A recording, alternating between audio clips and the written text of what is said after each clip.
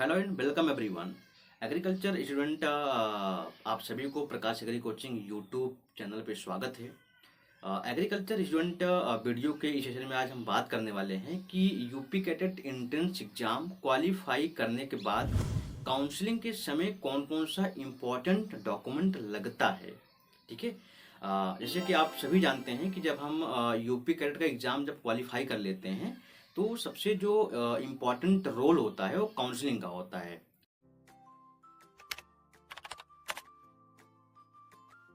ठीक है। तो आप सभी लोग जानते हैं कि जो काउंसलिंग होती है वो 3 चरणों में काउंसलिंग की जाती है। जो पहली आपकी काउंसलिंग होती है जिसको बोलते हैं ऑनलाइन काउंसलिंग, दूसरी काउंसलिंग आपकी ऑफलाइन काउंसलिंग, जो तीसरी काउंसलिंग होती है इसको इम्पोर्टेंट काउंसलिंग बोलते हैं, इसको बोलते हैं हम विशेष काउंसलिंग। ठीक है।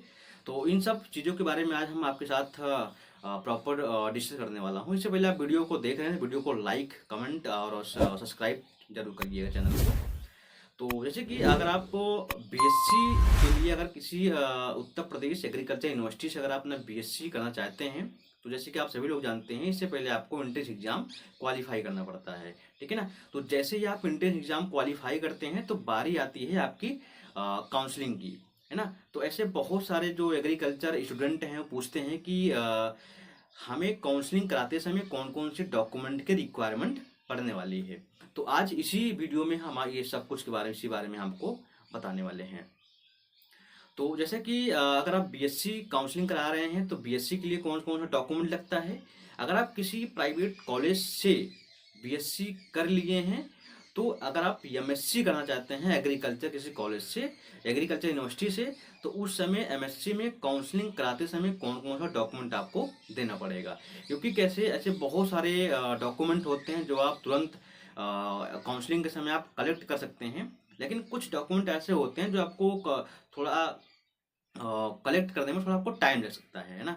तो कौन कौन सा डॉक्यूमेंट है, कौन कौन सा डॉक्यूमेंट लगेगा, कौन सा इंपॉर्टेंट डॉक्यूमेंट है, क्योंकि कुछ डॉक्यूमेंट ऐसे होते हैं अगर वो डॉक्यूमेंट आपके पास नहीं है तो आपकी काउंसलिंग जो है वो अधूरी मानी जाती है।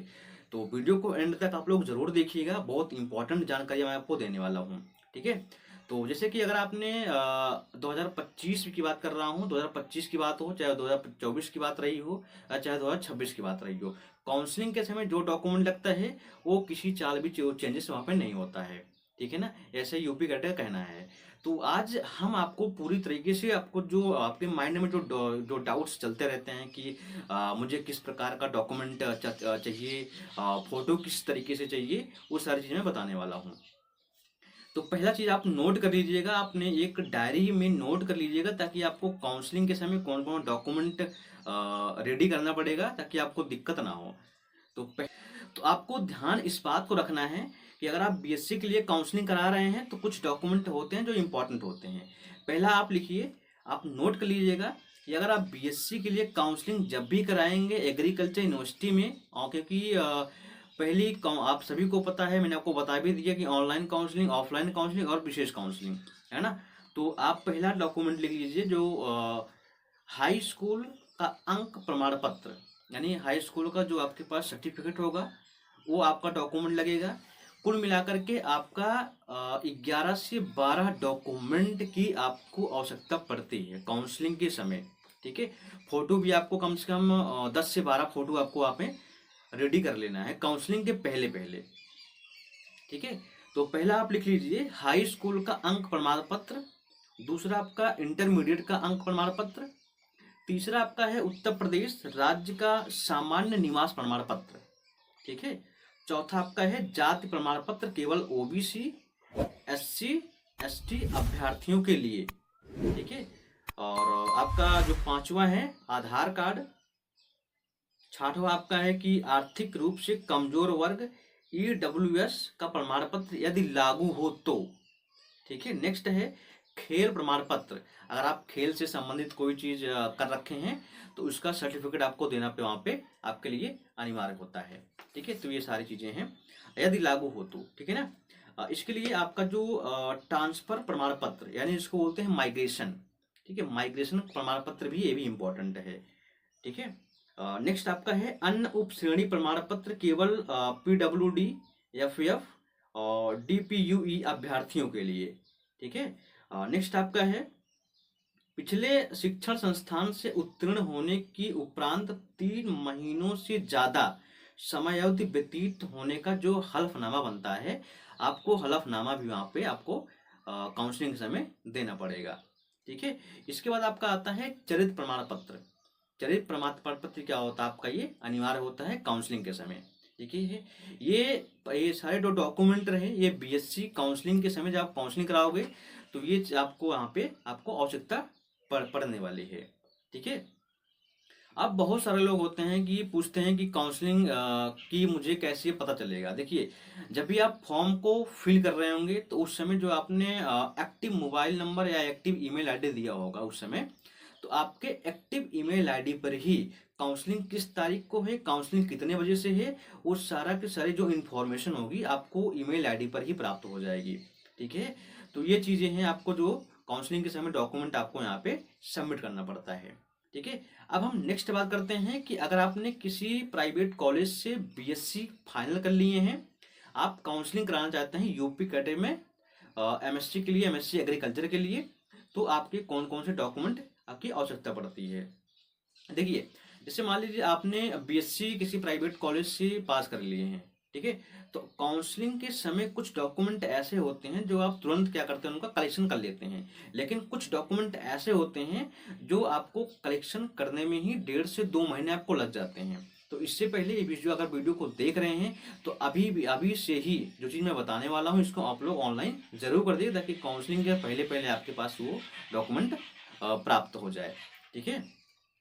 तो पहला आप लिख लिए, अगर आपको एमएससी एग्रीकल्चर में काउंसलिंग करा रहे हैं तो आपका जो डॉक्यूमेंट होगा, पहला आपका होगा हाई स्कूल का अंक प्रमाण पत्र, दूसरा होगा इंटरमीडिएट का प्रमाण पत्र, तीसरा होगा आपकी जो बीएससी की जो डिग्री है, जो बीएससी का जो प्रमाण पत्र है, जो डिग्री है उसको भी आपको लगाना है, और आपका जो ट्रांसक्रिप्ट मार्कशीट है उसको भी आपको लगाना है। देखिए, अब यहाँ पे समझने वाली बात है, जैसे मान लीजिए आपने बीएससी पास कर लिए हैं।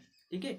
तो बीएससी के लिए क्योंकि जो डिग्री आपको मिलती है, तो डिग्री वो आपको ऑनलाइन बेस पे ही मिल जाती है। तो अभी से अगर आपने ऑनलाइन नहीं किया है तो अभी से डिग्री के लिए आप अप्लाई कर दीजिए, क्योंकि ये डिग्री आने में कम से कम 1.5 से 2 महीने लग जाता है। इसलिए लग जाता है क्योंकि ये बाई पोस्ट के माध्यम से डिग्री आपके एड्रेस पे आती है ना, आपकी घर पे वो डिलीवर होती है। ठीक है ना। तो इस ये चीज़ आपको ध्यान रखना पड़ेगा। ठीक है। तो अगर आप अभी भी आप ऑनलाइन नहीं किए हैं डिग्री के लिए, तो अभी भी जा करके आप लोग ऑनलाइन कर दीजिए, ताकि काउंसलिंग के पहले पहले आपके पास सारे डॉक्यूमेंट अवेलेबल होने चाहिए। ठीक है ना, ताकि काउंसलिंग समय कोई दिक्कत ना हो। ठीक है। नेक्स्ट आपका है उत्तर प्रदेश राज्य का सामान्य निवास प्रमाण पत्र। ठीक है। जाति प्रमाण पत्र केवल ओबीसी, एससी, एसटी अभ्यर्थियों के लिए। ठीक है। आधार कार्ड, आर्थिक रूप से कमजोर वर्ग से ईडब्ल्यूएस का प्रमाण पत्र यदि लागू हो तो। ठीक है। खेल प्रमाण पत्र यदि लागू हो तो, ट्रांसफर प्रमाण पत्र जिसको बोलते हैं माइग्रेशन का प्रमाण पत्र, ठीक है, ये भी लगेगा। ठीक है। अन्य उपश्रेणी प्रमाण पत्र केवल पीडब्ल्यूडी के लिए, अभ्यर्थियों के लिए। ठीक है। पिछले शिक्षण संस्थान से उत्तीर्ण होने के उपरांत 3 महीनों से ज्यादा समयावधि व्यतीत होने के लिए हल्फनामा भी आपको वहां पे सबमिट करने पड़ेगा ऑनलाइन काउंसलिंग के समय। ठीक है। और आपका जो अंतिम डॉक्यूमेंट है इसको बोलते हैं चरित्र प्रमाण पत्र। ठीक है। ये सारे डॉक्यूमेंट हैं बीएससी एग्रीकल्चर के लिए काउंसलिंग के समय कौन कौन डॉक्यूमेंट लगेगा, और ये आपको बताया कि एमएससी एग्रीकल्चर में काउंसलिंग करते समय कौन कौन डॉक्यूमेंट आपको वहां पे देना पड़ेगा। ठीक है। लेकिन आपको ध्यान रखना है कि ये जो डॉक्यूमेंट रहे आपकी, ये ऑनलाइन काउंसलिंग की डॉक्यूमेंट है।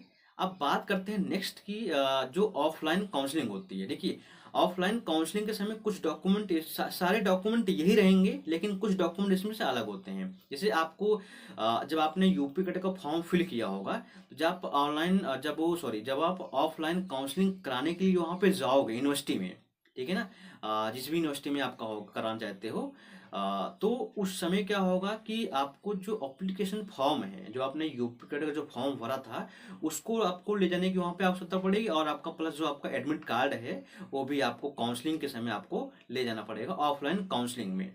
ठीक है ना। आपको कम से कम 12 से 13 फोटो अभी आपको अपने पास क्या करना है, उसको रेडी रख लेना है। ठीक है ना। अब बात करते हैं हम विशेष काउंसलिंग की।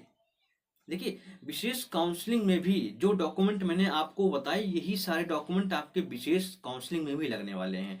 चाहे काउंसलिंग ऑनलाइन हो, चाहे काउंसलिंग ऑफलाइन हो, चाहे काउंसलिंग हो विशेष काउंसलिंग हो, जो सारे डॉक्यूमेंट होते हैं, डॉक्यूमेंट प्रॉपर आपके यही लगने वाले हैं। बस आपको ध्यान देना है कि आपको काउंसलिंग कराने से पहले पहले आपको जो है, जैसे आपको डिग्री हो गया, ट्रांसक्रिप्ट हो गया, है ना, तो ये सारी चीज़ें आपको पहले से आपको कलेक्ट करके आपके पास रख लेना है। ठीक है, तो ये सारी चीज़ें हैं।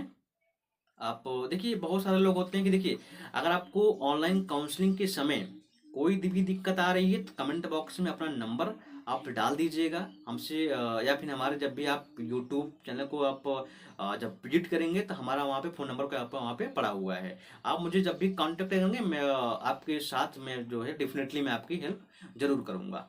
ठीक है ना? तो ये सारी चीज़ें, अगर आपको कोई क्वेश्चन हो, कोई क्वेरीज हो, तो कमेंट बॉक्स में आप जरूर पूछ सकते हैं। 100% मैं आपको रिप्लाई ज़रूर दूंगा।